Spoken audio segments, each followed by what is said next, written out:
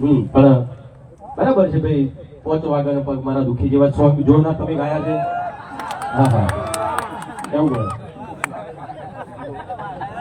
વિરોધ નહીં, બરાબર. એમનું તમે સન્માન કરો છો, બરાબર, કઈ વાંધો નહીં, સન્માન કરો. એ તમારી વિચારશૈલી શું હશે મને ખબર નહીં. હા, ફ્રીજમાં પડી બીએ. કોઈ કલાકારનો મને વિરોધ નથી, પણ કલાકારોને પણ કહું છું, હવે આપણા ગુજરાતમાં તો દારૂ બંધી છે, તો તમે આવા ગીતો કહો છો તો સરકાર તમને સન્માન કરે છે તમારું. આ કેવું કહેવાય યાર, એવું કહું છું, કેવું કહેવાય? તમે નહીં માનો, જે તે ટાઈમે જય ચાવડા બહુ સારા સિંગર છે, એમને એક સરસ મજાનું સોંગ ગાયું હતું, હાથમાં છે વિસ્ટી વાળું. એ પછી એ સોંગ મને ગાવાનું કીધું. એ સોંગના જે રાઇટર હતા એમણે કીધું, વિક્રમભાઈ આ એક સરસ મજાનું સોંગ છે, જય ચાવડાએ ગાયું છે, બહુ સારું ચાલ્યું. પણ તમે કહો તો તમારો સમાજ વધારે લોકો જોશે ને વધારે સફળ થશે.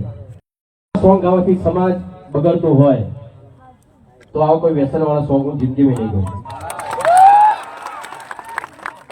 અત્યાર સુધીનો રેકોર્ડ હશે, તમે જોજો, મેં એવું કોઈ પણ સોંગ નથી ગાયું જેનાથી સમાજને ખોટી લાઈનમાં. ઘણા લોકો કહેતા હતો આ તો લવ સોંગ ગાય છે, તેમ છે, રાધા રાધા કરે છે. ભાઈ એમાં કોઈ ખોટા શબ્દો છે?